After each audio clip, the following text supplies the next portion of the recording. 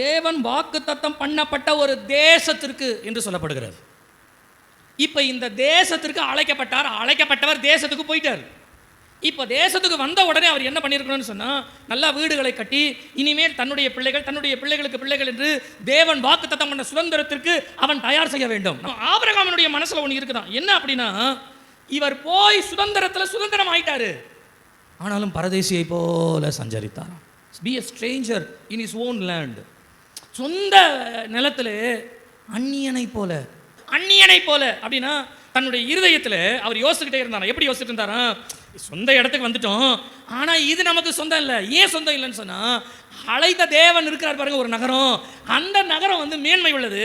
இப்போ நம்ம மறிச்சோன்னு சொன்னால் அந்த நகரத்தை அவரோட போயிருப்போம். இதை காட்டிலும் அதான் மேன்மை கண்டுபிடிச்சிட்டாரு. இவர் கண்டுபிடிச்சிட்டு பரதேசியாய் வாழ பிள்ளைகளும் பெருகுகிறது, சுதந்திரமும் பெருகுது.